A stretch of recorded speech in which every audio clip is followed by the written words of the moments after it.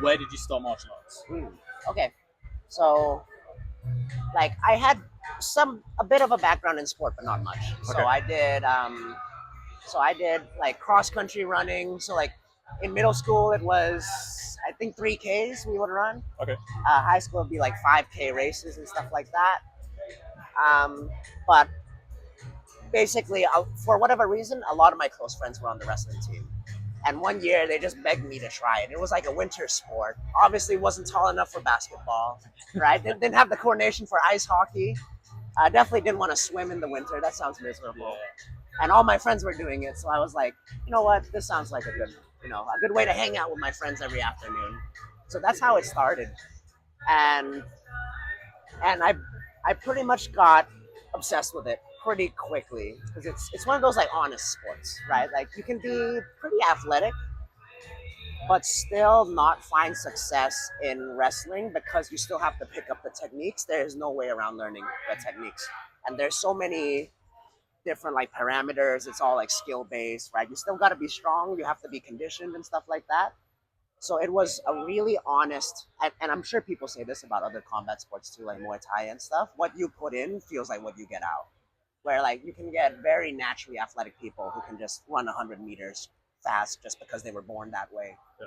But I was not physically gifted when I was younger, and so having something where I could just pour all my work ethic into and feel like I actually got something out of it.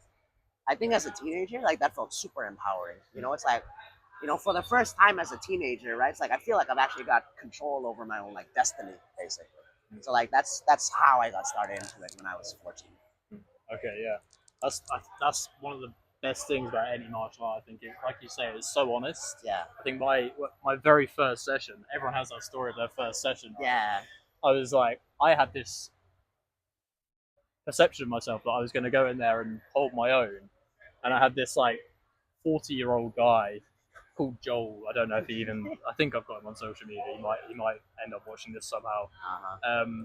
Tiny little guy, really like not very athletic. He just put me on my back, put me in mount, and oh no, got me in some kind of submission. I can't even remember what it was, but I just remember laying there, just like, it's all a blur. yeah. And it was just like one of those moments where I was like, oh, this is gonna take a long time to get even slightly competent at this. I see. And then again, like you think you get to a certain level, and then you come somewhere like this, Right, and you're and like, there's oh, there's levels above that. And then there's levels above the classes that I've been in, I'm sure, Right, right. And it's one of those things where it's just like, it feels like a never ending, just like you're always going to be climbing the ladder, Yep. And you're never going to get to the top. And Yeah. you shouldn't really want to be at the top, Right. Part of that climbing is what I enjoy about it anyway. Yeah, it makes perfect sense. Just because, like, even at my current level, where I can break down like world championship footage in wrestling and still point out mistakes that they did, right? Yeah. So like there's even if you're number one in the world, you're always gonna have some kind of avenue to get better, right? And then to be like a multiple time world champion, for example, you've got to add even more layers to your game because people start game planning really well nowadays. Yeah. And so I think the people who do find the most success long term, they get into this mindset of enjoying getting better every day, that process, right? Like everyone talks about process, but believing on this level where it's just like you get excited about the epiphanies, you get excited about those breakthrough moments where you just figure out the technique just a little bit more or how it fits into your game, and then next thing like your game just levels up like massively just from one or two or three tweaks, right? And we like if we can get addicted to that feeling, that's kind of where the sky's the limit. Yeah, yeah. I guess once you get to an even higher level as well, Right. because when you first start, everything's new. Yeah. Every Yeah. technique, every position is brand new to you. Yeah. But then as you get a little bit more advanced, all of a sudden, a half guard isn't new to you anymore. Yeah. But there's those tiny little things. I was actually in your class not yesterday because of my damn knees, but fucking. Oh, yeah. But On Friday? Yeah, Friday. And there was so many little things like, I think there was one point you told me to, or you told the whole class to post your hand on their lap. I think it was when you were going to rotate. Yeah. Yeah. And it was just one of those things where I'd never thought of that. And I'm just making sure I don't crash into my camera. Yeah. And yeah, it's like just those tiny little things, like you say, become so addictive. Right. But yeah. So how long have you been in Thailand? Was you at Tiger Muay Thai? That's right. Okay. Yeah. So just for context, I was born and raised in Thailand until I was 12. Yeah. But then after that, I started going to school in the U.S. Okay. And so I pretty much finished my bachelor's degree there, undergraduate studies, and then I worked in New York for a year, and then I came back. So I came back like December 2017, Okay. tried to figure out like, well, basically how to make money for that first year. But then I had kept in contact with George and Frank. And then at some point they invited me over to, we were at Tiger Muay Thai at the time. But so they invited me over to Phuket. I thought I was only going to be here for 2 weeks. Okay. That was about 6 years ago. But so because back then I was still competing in wrestling, and so they wanted to help me get on the Thai national wrestling team.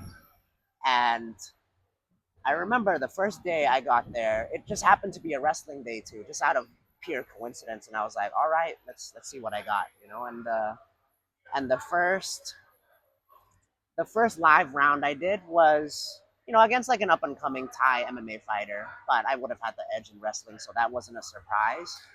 But then they basically rolled out the red carpet for me after that with just like Russians, Dagestanis. Like I got 1 or 2 rounds of Frank, like big old like Eastern European dudes and stuff. Yeah. And I think one of the first rounds I did, I didn't follow MMA at the time. I had no idea whoever was, right? But one of my first ever rounds was against Arman Sarukian. Oh wow. Yeah, and I was like, gee, I wonder how this is gonna go. Like he looks solid. He's always looked solid, right? But I had no idea how good he was. Yeah. He's okay. Yeah. And I was probably 5 kilos smaller than this too. Oh, wow. Because I had put in so much of my time and energy into building up, like figuring out how to make money online, that I wasn't as on top of my training. Okay. So I was like 67 kilos. Arman's a decent sized dude. And I remember I tried to shoot like a blast double leg on him where like my head went on the inside and pretty much just connected on that first shot. I set it up pretty well. It was clean, but as soon as my forehead like connected to him, it felt like I just bounced off a brick wall, and I was like, huh, all right, I guess that's not gonna work. He still like commended my technique and stuff at the end of the round, but he was just outgunning me in positions where he could move me better than I could move him. You know? Was this 2017? You say? This would have been all of 2018. I would have been in Bangkok, like living in my mom's condo, trying to figure out the business stuff. Yeah. So this would have been January 2019. Okay, right. Yeah. And so yeah, a couple of like those types. Another Dagestani guy after that, like Frank pretty much like snapped me down to my face. Yeah. So I was like, that really fucking hurt. But you know, if I want to be the best I can be, this is the best wrestling room in Thailand at this moment. Yeah. I'm not gonna get better like sparring partners, drilling partners outside of here. So I really had to make it work. How important do you think that training room aspect is in terms of your training partners? Because like in the UK, for example, Right.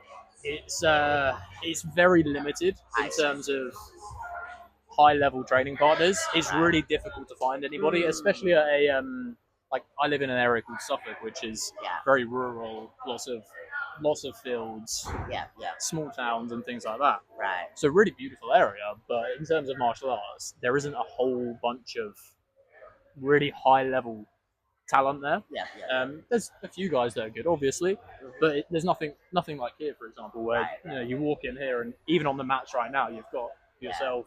Right. There's at least 2 black belts, probably 3 or 4 that I'm not aware of. Right. So Exactly. Yeah. And like there's ridiculous levels of talent everywhere you look.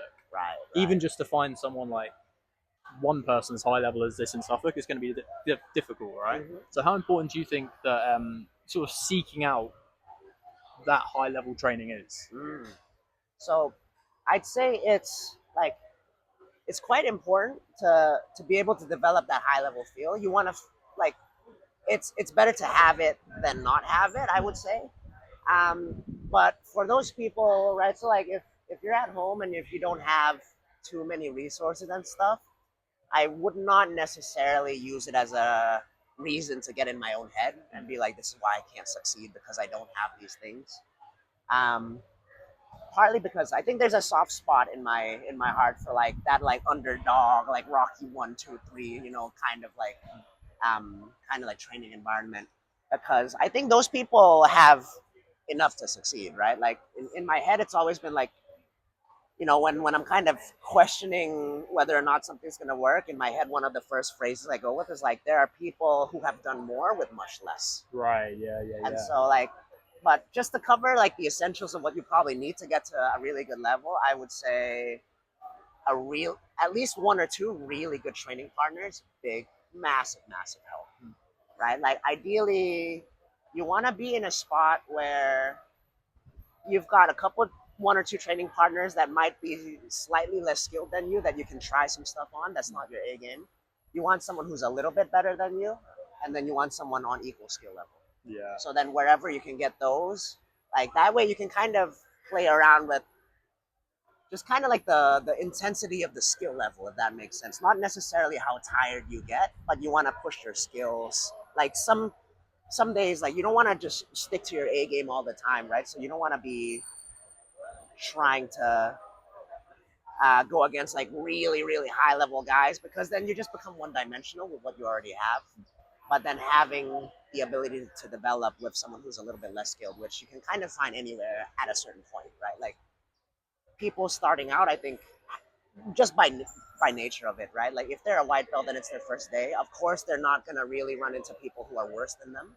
So it's actually, I would argue, it's harder for a white belt in certain situations to get that ideal leveling up. But then like once they kind of hit blue belt, or once they're even like multiple stripe white belt level of expertise or like experience, they'll be able to find or create like ideal training environments for themselves, and they don't need like 100 people on the mats per se, right? Like um you can just get like, if you get a good solid group of, let's say, 5, 6, maybe 7 people, and then of those 7 people you only work with 2 or 3 like super consistently, I still think you can go a pretty long way with it. I think one thing you mentioned was having like, I always say you should have like those three training partners: Yeah. someone worse, someone equal skill level, and someone better. Yeah. I think like if you can have that, you're set up pretty well there. And also, I spoke to quite a few different people. There was a guy called Jordan Little who fights in Cage Warriors. I don't know if you've heard of. Yeah, you must have heard of Cage Sounds Warriors. familiar. Yeah, Yeah. I've heard of Cage Warriors, but Yeah. not Jordan. Yeah. So I was talking to him, and he was saying like, even if you're going with someone who's much worse than you, say you're sparring MMA, Yeah. you know that they can't defend your double leg, and you get straight into mount, and you just pound them out or whatever, right? Right. If you just repeatedly do that over and over again, you're not actually getting anything out of that spar, Right. because you know you can do that to them. Yeah. So maybe try and stay on the feet with them. If they're the better striker, but they have no grappling, try and stay on the feet with them instead. Right. Instead of just going, it's like choosing the easy way out, right? Yeah. And when you're sparring, I think that. How you doing? How you doing? That's a funky top. Yeah, he's a funny guy. I like him. Yeah. Yeah, he's one of my regular training guys. Cool. Yeah, so for him, he's a good example, right? So like, while I was working on my jits, like to catch up with my wrestling, which my wrestling's definitely much farther along than my jits, but I'd like watch instructionals and stuff, take notes, and then I'd call him up and be like, bro, like, can you come in on a Sunday or something like that? I just finished watching an instructional and I want to try some stuff.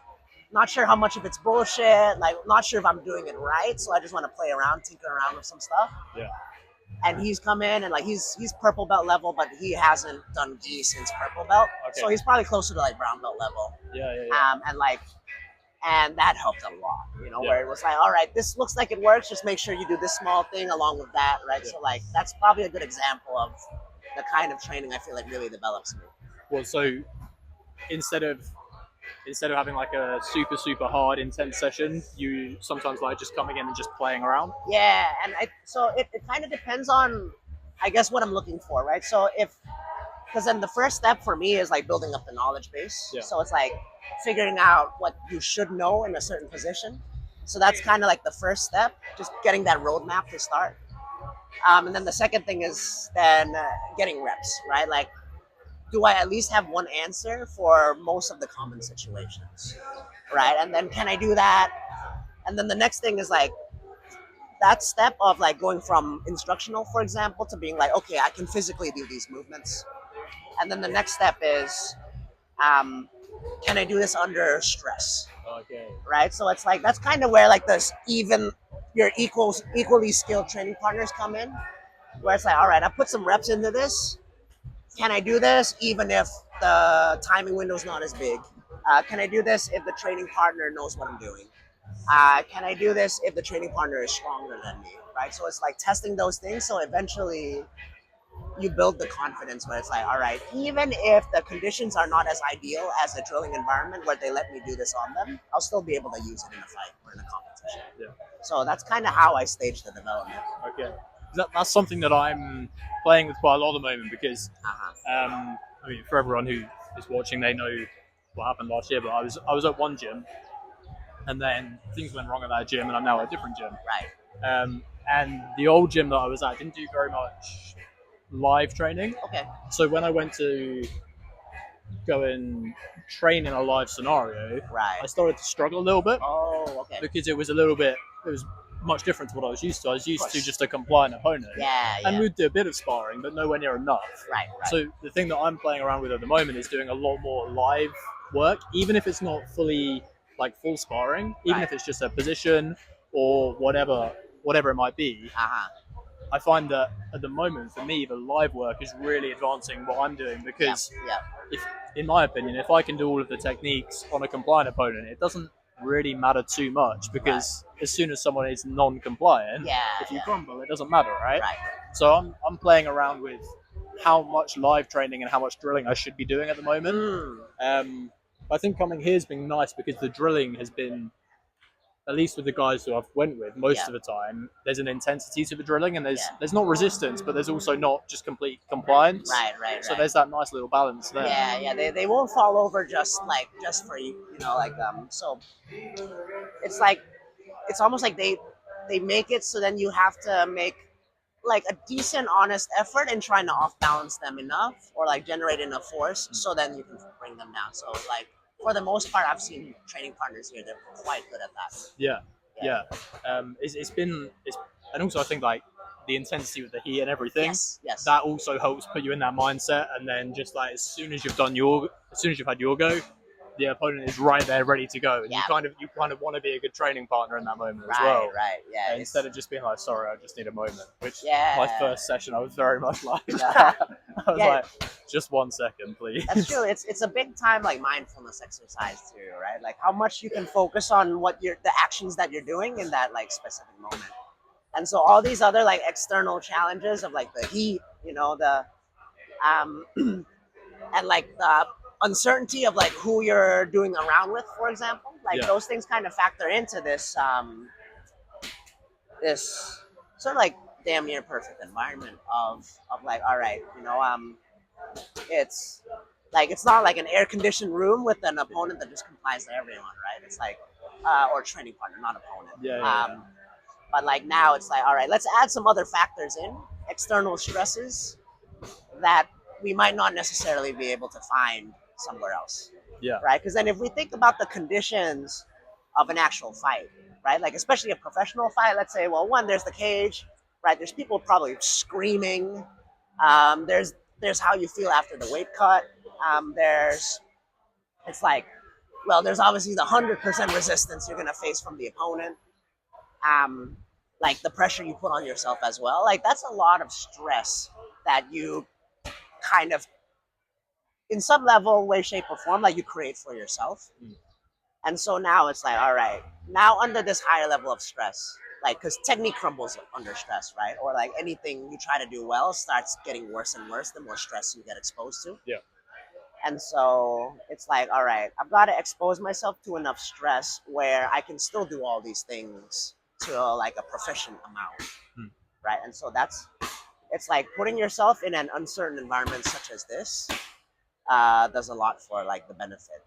Yeah.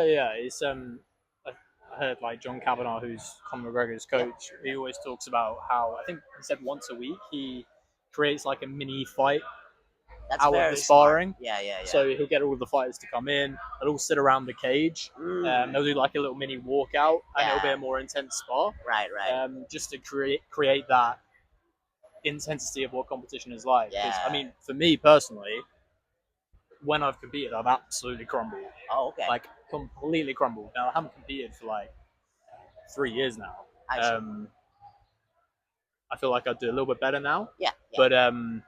yeah, it was so different going from just like touch sparring in the Right, gym to right, all of a yeah. sudden, oh, this guy's taking my head off, Yep, and yep. I'm in the corner with my hands up like this, That's not knowing what to do. Yeah, it takes familiarity to that stress, right? And the more you get exposed to that stress in a way that doesn't harm you long term, right? Yeah. It's like the balance, especially with MMA, is like you don't want somebody, you don't want to get it to the point where you want that intensity, but you don't want the danger of like breaking a limb or like getting a concussion. Yeah. Right. So like it's a very very fine line. Like that's partly where the benefit of wrestling and wrestling comps come in, because there's no submission threat and then there's no knockout threat.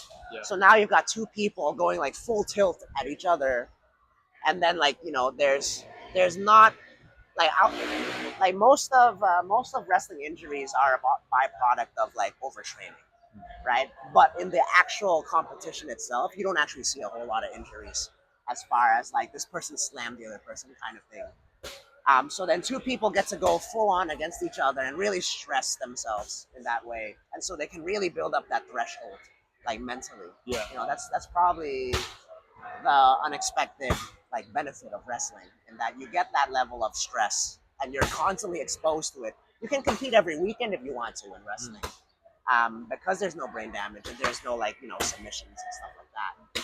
And so like and so having that somehow, whether you introduce it in the context of a competition or creating that environment within the gym to be like, people screaming, loud music, right? Like there's a couple different ways you can introduce it, but you can dial up and down the external variables that add into that kind of stress. How did you handle competition? So in the beginning, honestly, not very well. Yeah. Right. And so probably starting out, like it kind of hit me in phases, right? So in the beginning, basically the first year, it felt like it was all instinct. Like it's kind of the equivalent of like seeing red, right? Okay. It's just like it was like I could barely remember my matches. Okay.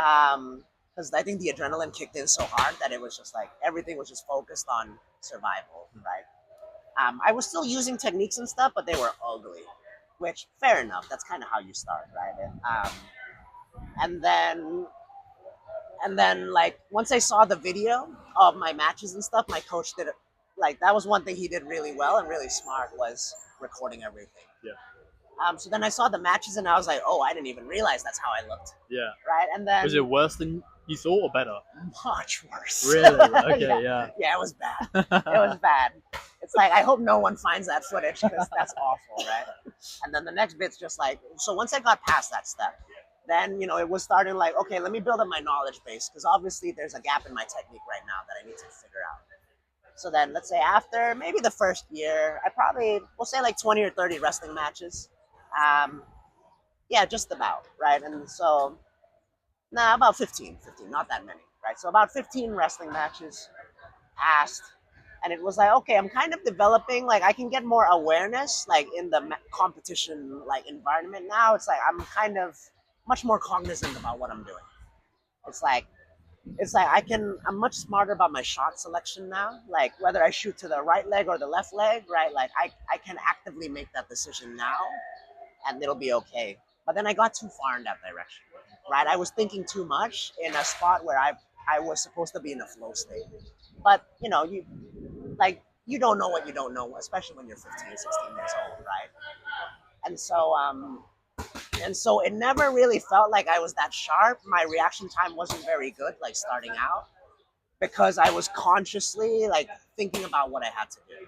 So that was kind of the next step, and that's where the performance anxiety kind of like crept in a little bit, because everyone else who's a good competitor, they're already dialed in. They're more about instinct and feel. Like when they get to that point, there's a little bit of like tactical consideration, but for the most part, to get to a certain level, you have to start being able to do stuff subconsciously. Right. And I wasn't quite there yet. I could do everything consciously, but I hadn't quite reached that depth of like mastery.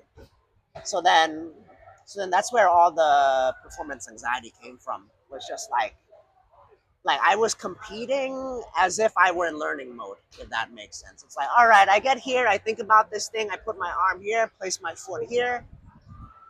It's like me thinking about those things. If I think about those in a match in like a high stress environment, it's too late, right? So that's the big challenge I had to figure out, right? And then as I started reading more like mental performance books to figure out why my teammates were doing better than me, like I started because I got to this phase where I would just completely smoke a lot of my teammates, like in the practice room, and then when we went to tournaments, they would outperform me. Right. Okay. And I was like, something's up. I've got to figure out what's going on in here, right? And so Do you think that was more of a mental thing than a physical thing? yes, Yeah. yes, I think so. So like my skills were there. Meditating actually helped a lot Okay.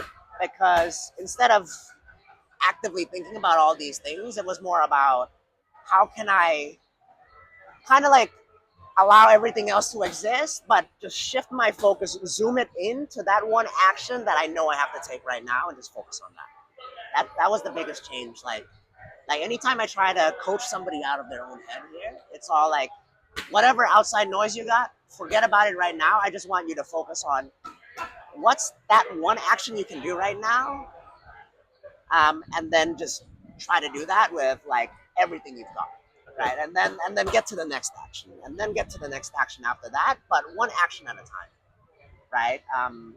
That's one of those like profound moments you can pick up in like a movie, in like I think it was the first Creed, like when Rocky was coaching him, right? He said, one step, one punch, one round at a time. And that's kind of how you have to approach competitions or like fights, high stress environment. It's just thinking too far ahead right now is going to knock you out of your subconscious, or sorry, knock you out of your conscious, Yeah. right? So it's just focus on that one action, put your whole body, put your whole mind, put your whole soul into that one thing, and then like make it go step by step by step. That makes a lot of sense. Like, so the first time I competed, it was kickboxing. I did fucking awfully. Like, it was That's so all right. bad. Yeah, that happens. But what I did was I was trying to think 100 steps ahead. Right. And I remember the night before I competed, Yeah. I got in my car, I drove about half an hour down to the beach, and it was winter, right? So it wasn't very nice. Like, it was pitch black. Right. Sat on this little bench in front of the sea, and I was just trying to play out exactly how everything was going to go. All the scenarios. Every scenario.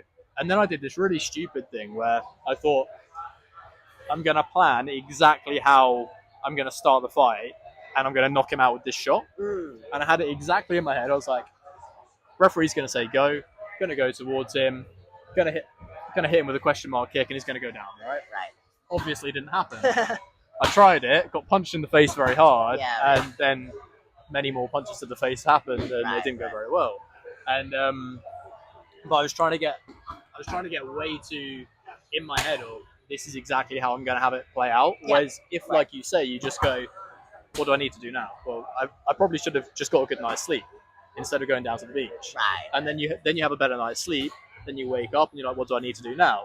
Get some food, have some water, and just one step at a time. Right. Instead of getting so in my head. Yeah. But it's part of learning. It's a learning experience. It's like you have to see those things in order to almost like once you develop an awareness for it, a lot of those emotions, a lot of those like extreme stressors, as soon as you can figure out like or identify, it's like, oh, okay, it's part of fight week or whatever, right? Just being aware of it and labeling it in your mind significantly reduces like the effect it has on you, right? Where it's like, if you feel like let's say like your heart's beating out of your chest, you're about to throw up, you're sweating, right? Coughing, whatever. Like I start coughing a little bit, like right before like a stress thing. I think that's my body just going in fight or flight, right? And like nervousness and excitement is the same thing. So one, acknowledging that, like it's like my body is trying to prep me for some kind of high stress thing that I perceive that I have coming up soon, and that's okay, right? And just kind of having that awareness takes away the anxiety of like, it's like, of course your body's trying to do that, right? It's trying to allocate all these resources into being like, all right, I gotta have a really sharp like reaction time, right? So now like my pupils are dilated, right? It's like I want every awareness of every situation to kind of be such that like, okay, I'm ready for anything. That's what your body's trying to get to. It's like it's like a little bit more blood to my muscles, right? It's like everything's just gonna feel that much sharper, that much cleaner once you get to that point where like now you're in your subconscious, and then you feel like a beast, once you get in there and you get to that perfect spot. Yeah, it takes a lot of repetition to get to that point, doesn't it? It's just like Yeah, and I think the more mindful you are about it, the more aware you are of it, the sooner you get there. okay, right. Right? Because I think part of my issue was there just wasn't that much popularity or even literature around like mental performance and stuff like that back then. So when I was a teenager, this wasn't that long ago. This is like 15, 16, 17 years ago. A lot of coaches, like to talk about the situation, the big thing was they didn't know how to coach it, right? So they would say, oh, like sometimes you just have it or you don't. Like that. Right.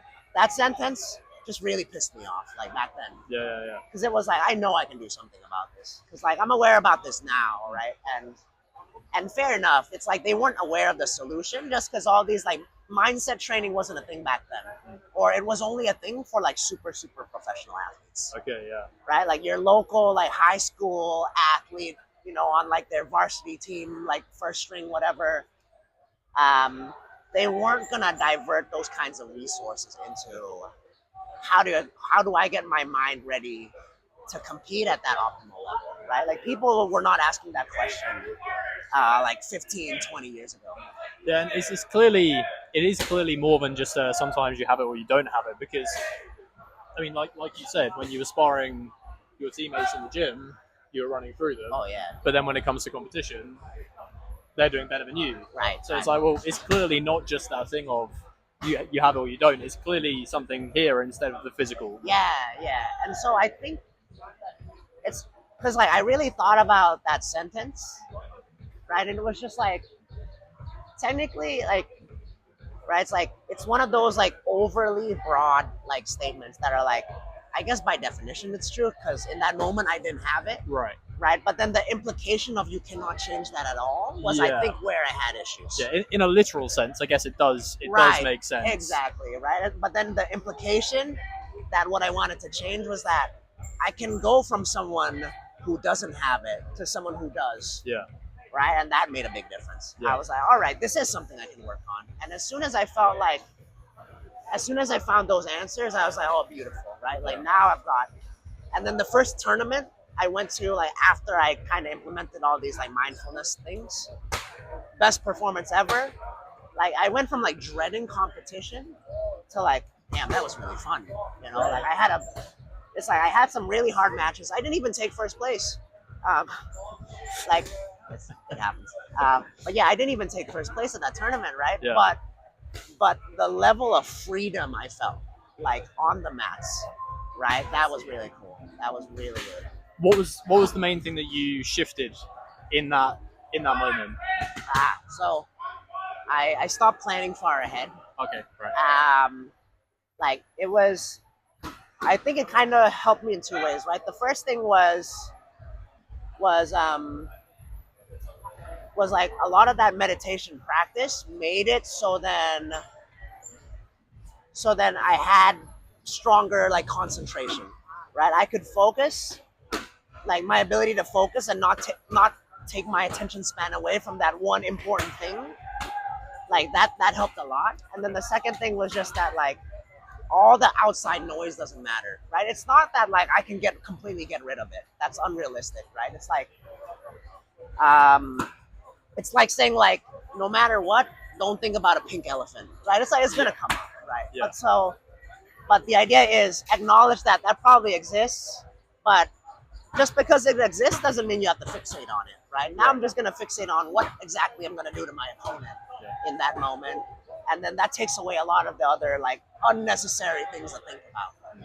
Yeah, I think one thing that I've always seen with martial arts since I started was how many good parallels you can draw between martial arts and then also life as well. Because say you've gone through like a breakup or something, if you Right. just sit and fixate on it, Yeah. nothing's actually going to get better, right? Yeah, yeah. You're just going to sit there and just sort of just become very sad, very depressed, and, Right, and right. do all the things that you shouldn't be doing.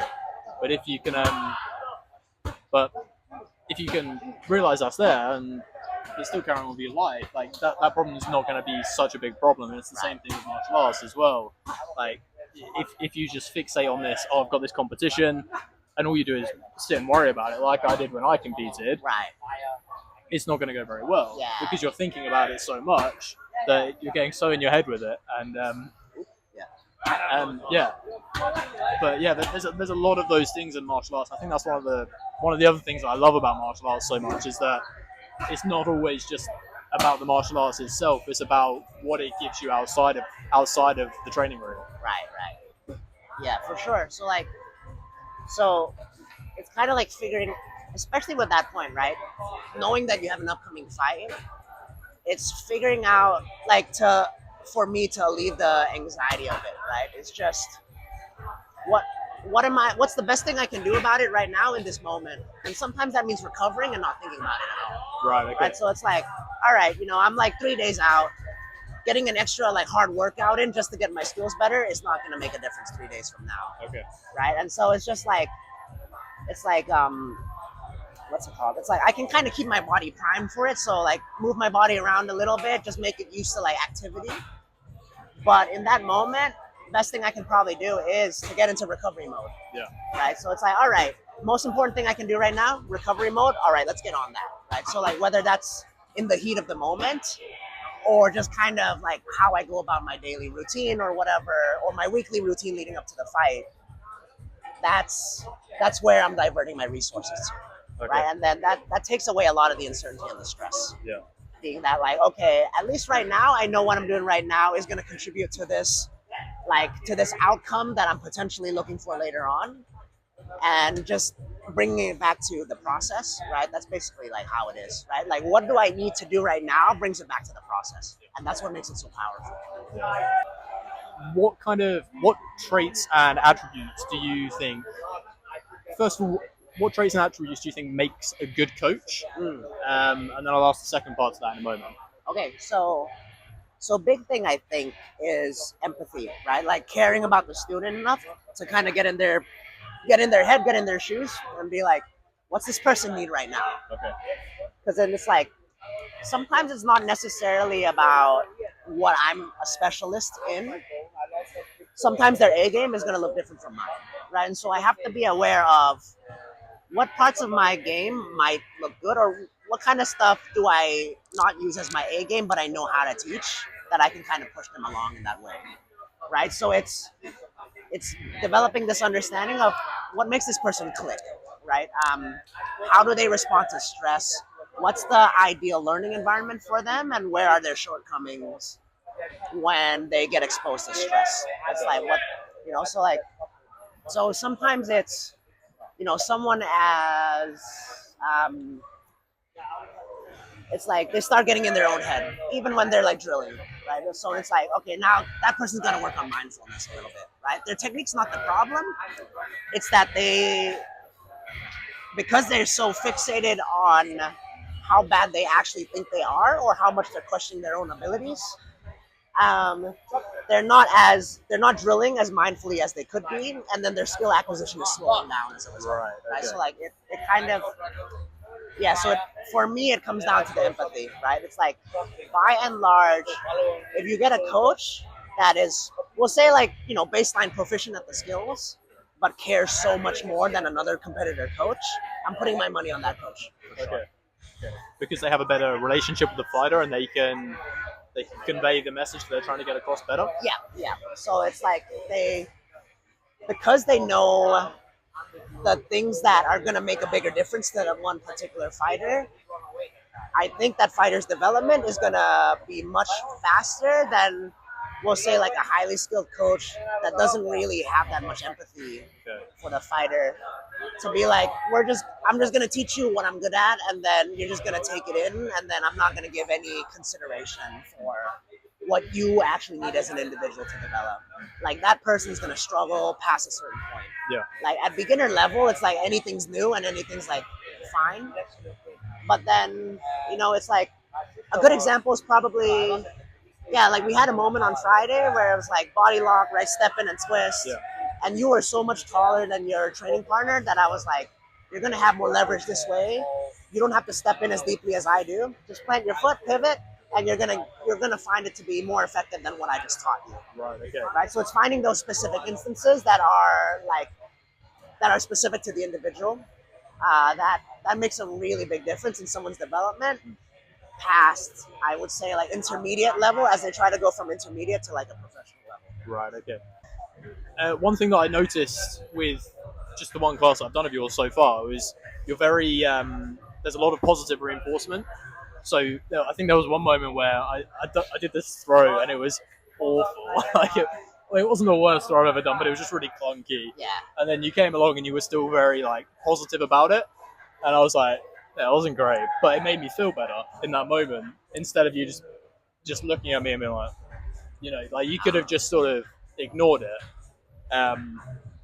But there's a lot of positive reinforcement. Even if someone hasn't done something in the perfect way, Right. you go, this was good at this. Yeah. So I've really had to like switch my viewpoint about that as I develop more experience in coaching. Because it's like I remember I was at another gym before this, and one of the coaches, he was like a striking coach, right? He kind of still phenomenal coach, right? But it's just the way that he coached Yeah. was kind of like hard nosed a little bit. That's how he introduced stress into the environment. But he went in and he said on a regular basis, he goes in, looks at like the people who are like sparring or whatever, and it's just like, that technique's shit. That technique's shit. That's wrong. That's right. And I'm like, I don't need to do it that way. Like, I would still say you do want to introduce stress in some way, shape, or form. But I think because people train enough here, I'm not the only session they get that day. I don't need to be the one beating them down. Yeah. Right? Like they can have training partners that beat them up or whatever. They can have a coach that's a bit more of a hard ass than I am. But me in that moment, I can focus more on building people up. Right? It's like people are so fixated on right and wrong, yes and no, good or bad. Like it's like a 1 or 0, like a binary thing. But when it comes to technique, right? It's like there's, for example, if we're looking at a double leg, right? I've got this kind of like checklist in my head. It's about 9 details long. And just by default, most people have at least 2 or 3 of them right already, even if they're not aware of it. Right? So for me, it's like there's always at least something that they're doing right in this moment. And because I'm so fixated on the details, like from the skill development standpoint, I can point out what those are. Right, okay. Right? And then we can always build on the other 6. Right? So instead of me walking in and being like, I see a room full of mistakes, which was how I used to be too, and just fixing everything I saw, I was like, actually, no, it's a bit more on the spectrum now, where like if someone's a bit more of a beginner, the big thing for me might be like, if this person, with where they're at right now, skill level wise, if they manage to bring their training partner down to the ground, that's a good enough start. We can start there. Right? It's like if they've never done wrestling a day in their life, right? And I'm trying to teach them a double leg. I'm like, just your hands just block their legs, jam your shoulder into their gut, and just see what you can do to make them fall down. It can be that simple, right? So like that's how I'll start it. If they achieve that, that's a good rep in my book. Obviously, all the other details can come later. Yeah. But starting out, it's me having that empathy or trying to have that empathy of meeting them where they are based on their skill level and being like, all right, from what I see, this is working well for you right now. And I know this particular person, you're prone to overthinking. So get some reps there right now. Just develop a physical feel for this thing.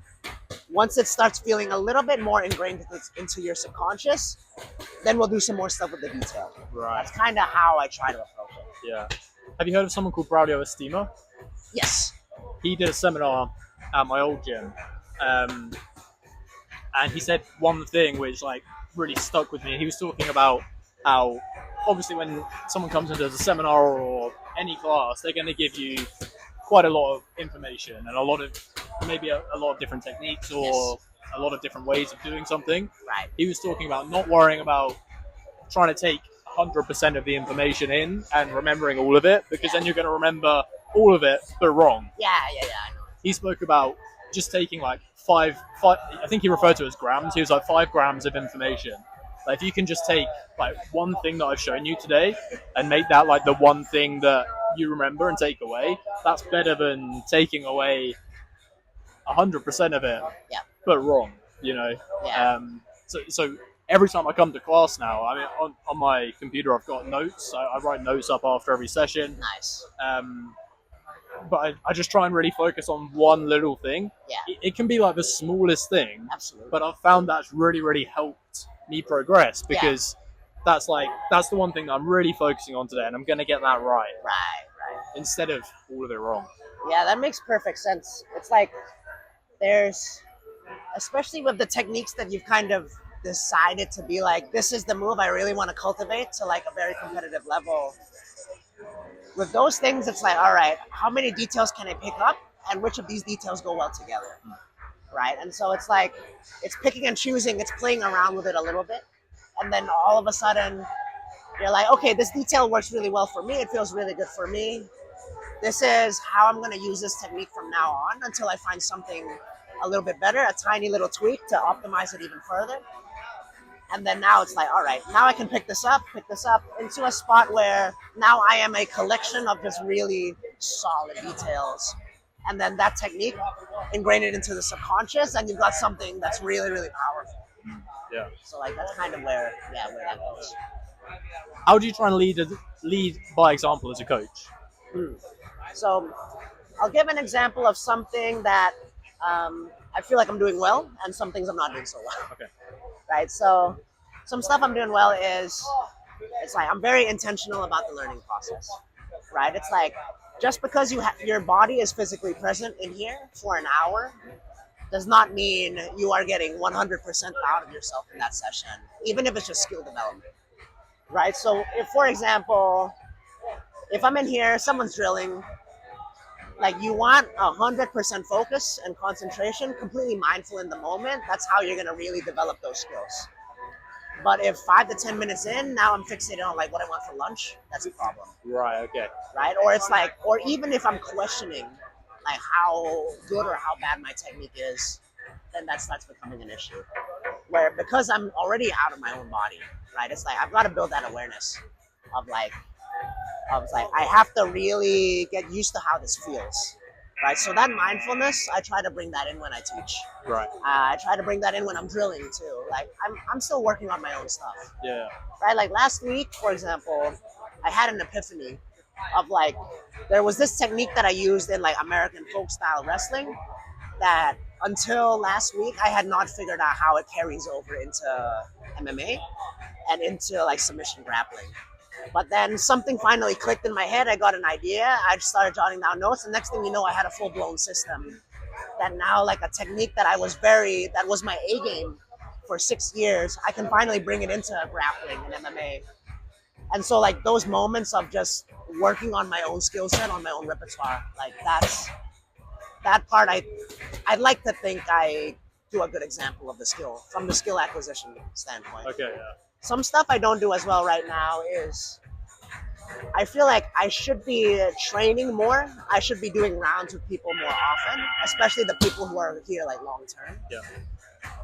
But I've not put in enough resources there where I feel like I can be like they'll probably still get something out of the round, but I still feel like I should be doing more rounds, if nothing else, for them to feel like what it feels like when it's done at a certain level. Right. Okay. Yeah. Right. And I've not done as good of a job as I would have liked doing that. Right.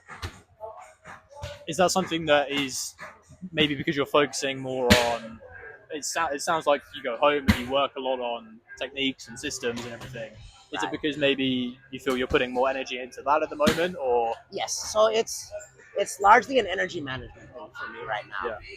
So like once I do a little bit less from like the marketing standpoint of things, once I do a little bit less with like the online business, or once everything's set up, then I can come back and like and be a lot more active and like involved on the mats. Right. So I feel like I've gotta kind of dial some stuff up and dial some stuff down currently. Yeah. So then um, so then I can give that my full attention right now. So it's like it's just there's certain stuff outside right now that's diverting my attention away from getting super involved. Okay. But so it's kind of like a seasons thing, right? Like it Yeah. comes and goes in seasons. Where this season I'm gonna focus on something else at the moment, and then eventually 1 or 2 seasons down, I really want to get that involved, get that mindfulness, spend a lot more energy being like on point with the people who I train with. Do you think it's important as a coach to be like training with the people that you're coaching and sparring with them and doing rounds? I think that helps a lot. So it's my belief that that's part of what makes Frank Hickman such a great coach. Okay. So he'll get in, he'll do rounds and stuff like that. Like and like even if someone just completely gets their ass handed to them by Frank, now they know that it's like that's how a single leg is supposed to feel. Right.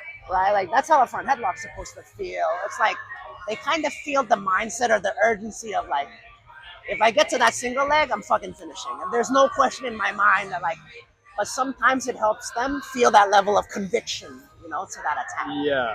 I think it also helps reinforce that this is like I'm not being coached by a bum here. Right, I'm being coached by someone who knows what they're doing, and Yeah. they can execute what they're trying to teach to me on me. Right. And stuff that's more like sports specific, Yeah. that makes a much bigger difference. Yeah. Right, where some of the best like wrestling rooms in the US right now, they're really big on like the coaches will still do rounds. Even if they're like late 20s, like mid 30s or whatever. It's super important for them to get in and do some rounds with the guys just because developing that familiarity of like, oh, that's what a world champion level like shot feels like. Yeah. Right? Yeah, That's yeah. what a world championship skill level feels like. Now that inspires them to up their game. Yeah. Right? Or that gives them the confidence and be like, well, if I can keep up with the world champion who's not competing at the Division 1 level anymore, these Division 1 guys are going to be a joke compared to that, right? Yeah. Like, and then if that comes from the coach, right? Like, I've had some moments here where when I started doing more rounds, right? It's like I've had people come up to me and be like, it's like my opponent in the cage is not gonna give me that same level of like disrespect that you just completely like flogged me with in that round. Yeah. Right. So It's like I've already dealt with worse than what this guy's going to give me, Exactly. Right. It's like like the guy I pointed out to you earlier. It's like when he does a round with me, he says like the 30 seconds of just like standing in front of me, he starts sweating profusely already, just out of the stress that it feels like I'm about to get a really bad ass whooping, but I'm still gonna give it my best. Yeah. So like it's putting them in that mindset where it's like there's so many benefits to it, right? It's like they know what excellence feels like to some degree. They can. It's a confidence builder for them if they can keep up with it, or it kind of helps them not get in the mindset of like I have to win everything. Yeah. Because they're not gonna win everything. Yeah. Right. And so like having that, there's so many benefits to a coach getting actively involved in that way. Yeah. That I feel like it becomes a necessity that I want to do with these guys like later on. Just at the moment with my energy levels, I can't swing it yet, but I want to. Yeah. I think that's one of the like when I switched gyms, that was one of the biggest differences. There was I went from none of the coaches getting involved to all of the coaches getting involved. So I was like, oh, like if I'm taking a class now, I'll get involved and I'll spar everybody because I get a bit of extra training as well, right? Yeah. And also it helps the people who you're coaching, and it just creates a good environment. Yeah. But Yeah. So, final question is: what do you feel like the biggest thing martial arts has given you? Ooh. Oh my gosh. I definitely wouldn't be living life like this. Right. Like so. Just like from surface level of everything they could see, I'd probably still be working in a cubicle in New York somewhere. Yeah. Probably making decent money to be fair, Yeah. but not having that same level of fulfillment Yeah. as I had now, with kind of embodying martial arts like combat sports as a way of life, right? And so I remember that first year that I worked in New York City. By by pretty much every single societal standard, I made it, right? Big Four accounting firm, right? Something fantastic you can put on your like CV, your resume. Um, by every standard, I was crushing it in life. Right. But then it wasn't for me, right? I knew in my own head something was missing, Yeah. right? And and I really had this profound moment. It was like a city that big with that many people, and I still felt like I was alone. I was Yeah. like lonely and stuff. It was like I hadn't found my kind of people that I want to be, the like-minded people that I want to be spending my time with. Right? Like, don't get me wrong, the people I work with, very, very pleasant people, like really nice people. Like, I still keep in contact with some of them. They're awesome, right? But the life that I wanted to live for myself, I knew on some deep, like gut level, that wasn't it. And so, had I not had martial arts or combat sports, I would not have been aware of that, and I probably would have gone the rest of my life knowing that something was missing, and I would not have known what that was. Right. Yeah. So that kind of, so that really gave my life so much more meaning, right? And it, you can kind of extrapolate that beyond someone who is a combat sports coach, right? It's like they can, what most people lack in life, I would argue, that is largely linked to a lot of the mental health issues, especially with men, is that they don't feel like they have a purpose, right?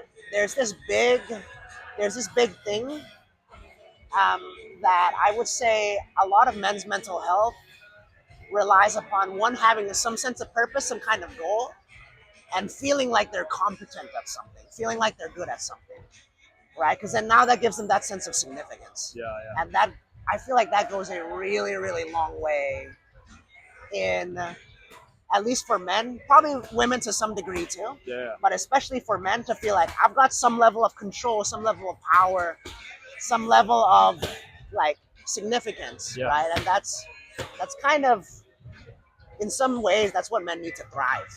I think that can come from. It doesn't even have to be you actually doing something in that moment that you love, though. Because, for example, I work in a bar. Yeah. I don't really enjoy it, but I find joy in it. So, like, if I'm pouring a pint, I'm like, this is going to be the best goddamn pint I've ever poured. You know, it's like little things like that. Yeah, Where it's like, this isn't what I want to do long term, but Right. if I just stand here and get really depressed about the fact that I'm stood here pouring this pint, Yeah. well, I'm not gonna be very happy, right? Right. As long as I'm doing everything outside of there to try and build other things, like Yeah. like doing things like this and coaching and training and building everything up like that, I can still find the joy in those little things. Yes. And still, it's just that mental flip between in that one moment you can stand there being like, this is shit, Right. or this is going to be the best pint this person's ever had. That's perfect, right? It's making the most out of the situation that at that moment you might not like it, but you're not able to change yet. Yeah. Right? Like, so for me, it was, I've had some nights I remember that I was stuck in an office, like 10 p.m., 11 p.m. The worst was, I think the latest I stayed up working in an office was 2 in the morning. Right. Okay. And I remember in my head, I was just like, well, there's no getting out of this at the moment. So I can at least do what I can to make this, well, one, more enjoyable for myself, but also more enjoyable for the team. So it would be stuff like, I'd be cracking jokes, I'd be talking shit, right? It's like, you're just doing every single thing I can, where it's like if I'm gonna be here till 11 p.m., I might as well, get the job done. Of course, I get the work done and all that, but I'm still gonna do what I can to have a good time while I'm here. Yeah. Right, and that made a big difference getting through those days. So that saying, which I always talk about, is like, how you do anything is how you do everything. Yep. Is so simple. Definitely. But it's the same with martial arts as well. I think for me, that's one of the big things that martial arts taught me was, if I'm drilling and I'm not really putting much effort into it, I'm just kind of like, how long have the sessions left? 20 minutes till I can get out of it. Yeah. And you're being a bit lazy, you're not going to get as much out of that. Yeah. And then long term, that's going to have big impacts, right? Whereas if every minute you at least try and give your all, even if your all is only 20% because maybe you're really tired, but that 20% is still your 100%, right? Because it's all you've got, right? Yeah. It's like, how you do anything is how you do everything. Absolutely. Absolutely. Yeah, that's probably my answer to my own question, which That's awesome. Yeah. Nice. Thank you so much. Absolutely, it's my pleasure. That was amazing.